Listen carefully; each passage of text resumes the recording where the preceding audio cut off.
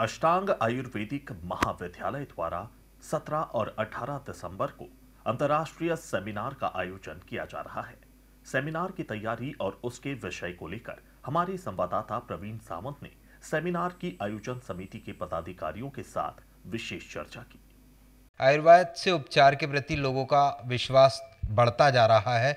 पिछले कुछ समय से आयुर्वेद ने गंभीर बीमारियों के मरीजों को भी ठीक किया है। लगातार बढ़ती लोकप्रियता के बाद अब इंटरनेशनल कॉन्फ्रेंस भी इसकी होने जा रही है। इंदौर में 17 और 18 दिसंबर को आयोजित होने वाली इस कॉन्फ्रेंस के बारे में जानकारी लेने के लिए हम पहुंचे। सर, किस तरह का कॉन्फ्रेंस है, क्या विषय होंगे, इसको आयोजित करने के पीछे उद्देश्य क्या है? इसके जो उद्देश्य विशेष ये है कि इस महाविद्यालय को वैसे वास्तविक रूप से तो 100 वर्ष हो चुके हैं। 1916 से ये ब्रह्मचर्य आश्रम ट्रस्ट द्वारा संचालित है, लेकिन सन 1972 से मध्य प्रदेश शासन ने इसका आधिपत्य लिया, तब से ये इसको 50 वर्ष हुए हैं। और इस अवसर पर एक कार्यक्रम का आयोजन है, स्वर्ण जयंती समारोह, मतलब गोल्डन जुबली एल्यूमिनाई मीट है, और उसके साथ में हमने ये एक इंटरनेशनल सेमिनार जोड़ा है। तो इस उद्देश्य से इस अवसर पर ये इस कार्यक्रम का आयोजन है, और इसमें लगभग 1200 से 1500 डेलीगेट्स देश के और विदेश के यहाँ आ रहे हैं।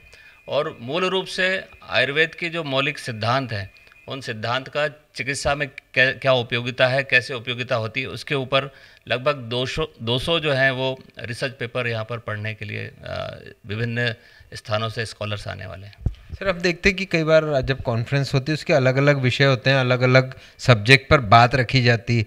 इस कॉन्फ्रेंस में जो इंदौर में होने जा रही है उसमें क्या विषय रखे जाएंगे ताकि इस आयुर्वेद का लाभ जो है वो आम जन को भी मिले?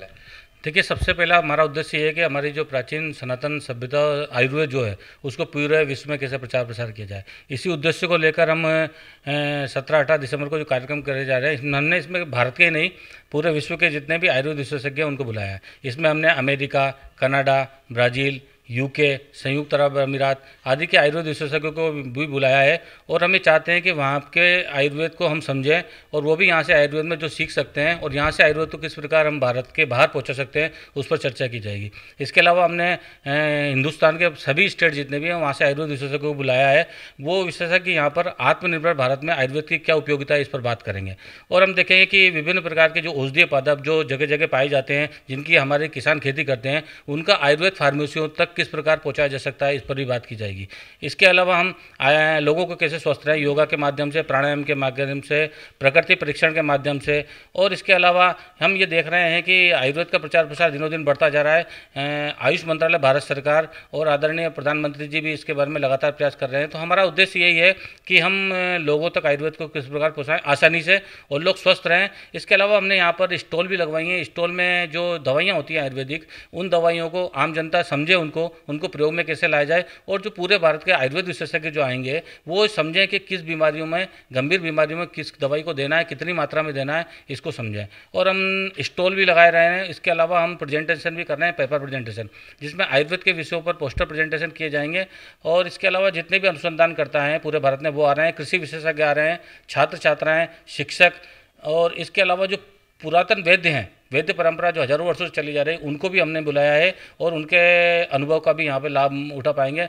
तो लगभग 1500 वैद्य यहाँ पर उपस्थित रहेंगे। और मुझे लगता है कि इस सेमिनार के आयोजन के बाद पूरे भारतवर्ष को एक मैसेज जाएगा कि आयुर्वेद के माध्यम से हम पूरे भारतवर्ष में तो लोगों का प्रचार प्रसार कर ही रहे हैं, पूरे विश्व को भी आयुर्वेद एक बड़ा माध्यम बनने जा रहा है। और इसके बाद भी हम ये देख रहे हैं, कोरोना के बाद में लगातार आयुर्वेद ने अपना प्रचार प्रसार बढ़ाया। यदि हम कोरोना के पहले की यहाँ से भारत के बाहर यदि हम निर्यात की बात करें औषधियों की, तो 300 करोड़ टन था, जो आज बढ़कर के 2300 करोड़ टन हो गया।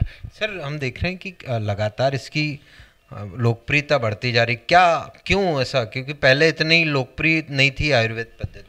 जैसा कि अभी कोरोना के बाद में देखा गया कि आयुर्वेद औषधियों का जो है मार्केट जिस हिसाब से बढ़ा है, और हमने निश्चित ही जो है देश ही नहीं विदेश, अमेरिका से, साथ में जापान से जो है कुछ छात्र जो है आयुर्वेद के आ रहे हैं, और वो भी यहाँ से ये सीखना चाहते हैं कि आयुर्वेद में जो है किस प्रकार से जो है इस प्रकार की बीमारियों को जो है निजात पाया है, और किस प्रकार से जैसे विश्व में पूरे कोरोना से जूझ रहा था और हमारे भारत में बहुत आसानी से उसको जो है पार पा करके आज स्थिति बहुत अच्छी हो गई है। तो निश्चित है कि विदेश के लोग भी कुछ जानना चाह रहे हैं, और इसी को लेकर के जो हमारा सेमिनार है, और उस उस सेमिनार में जो सिद्धांत है आयुर्वेद के और बेसिक प्रिंसिपल को लेकर के ही हमने जो है उस सेमिनार को आयोजित किया गया। साथ में जो इस महाविद्यालय के 50 साल के जितने भी छात्र जो निकले हैं उन सभी चिकित्सकों को हमने यहाँ पर इकट्ठा किया है और निश्चित है कि इससे जो है इंदौर ही नहीं, मध्य प्रदेश ही नहीं, पूरे भारत को इससे जो है लाभ मिलेगा। सर हम अलग अलग विषय तो बात करते हैं,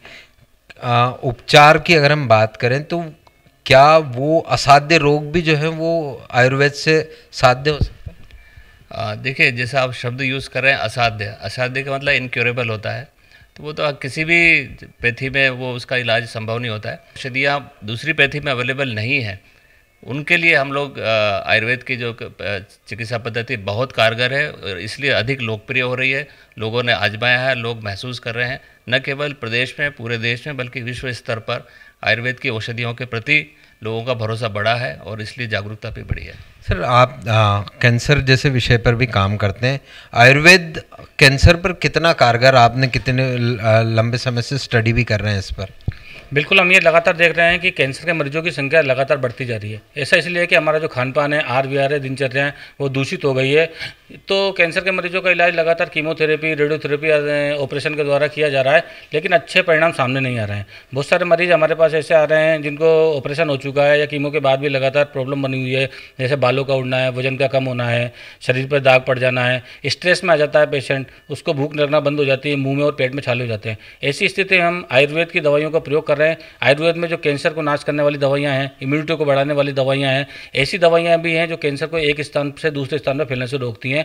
ऐसे अनेक पेपर भी इस पर रिसर्च हो चुके हैं और अभी अष्टांग आयुर्वेद कॉलेज में ऐसे मरीज लगातार आ रहे हैं और मुझे ऐसा मानना है कि जब मरीजों की संख्या लगातार बढ़ रही है तो इसका मतलब ऐसा मानना चाहिए कि मरीज लाभान्वित हो रहे हैं और हम इसमें लगातार नए प्रयोग भी कर रहे हैं और मरीज को बहुत अच्छा लाभ हो रहा है। ये सेमिनार भी कहीं ना कहीं और इस पर इन विश्वासों को और बढ़ाएगा। डेफिनेटली हम इसमें चिकित्सकों के साथ साथ हम जो प्रचार प्रसार कर रहे हैं वो निश्चित रूप से आम जनता के पास ही पहुंचाया जा रहा है और आम जनता का इसमें विश्वास बढ़ेगा, क्योंकि आयुर्वेद सुलभ है, सस्ती है और हमारी परंपरागत चिकित्सा पद्धति है। और मेरा ऐसा मानना है कि हमारी जो रसोई है उसमें जो मसाले हैं, चाहे वो राई है, हल्दी है, तुलसी है, जीरा है, ये सारी दवाएं जो हैं दवाइयों के रूप में काम लेती हैं, हमारी माताएं बहनें देती थी और आज भी हमें चाहते हैं कि जो दूर दराज गाँवों में जहाँ पर डॉक्टर नहीं है वहाँ पर रसोई में जो हमारी औषधियाँ हैं उनका प्रयोग किया जाए और रोगी स्वस्थ रहें। ऐसा प्रयास भी लगातार भारत सरकार और मध्य प्रदेश शासन के द्वारा किया जा रहा है। तो बिल्कुल, ये जो 17 और 18 दिसंबर को अष्टांग आयुर्वेद कॉलेज में इंटरनेशनल सेमिनार होने जा रहा है, वो कहीं ना कहीं एक नए आयाम गढ़ेगा आयुर्वेद की दिशा में, क्योंकि पिछले कुछ वर्षों से जिस तरीके से हम देख रहे हैं एलोपैथी के साथ साथ अब जो आयुर्वेद के प्रति लोगों का रुझान बढ़ रहा है, वो इन डॉक्टर्स जो मेरे पीछे खड़े हैं उनकी मेहनत का असर है।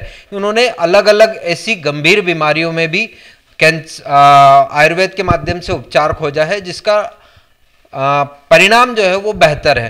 तो ये जो सेमिनार है ये हमारे देश के साथ साथ विश्व पटल पर भी आयुर्वेद को और बढ़ावा देगा। मेरे सहयोगी नारायण जोशी के साथ प्रवीण सावंत, डीजीएनआर न्यूज़, इंदौर।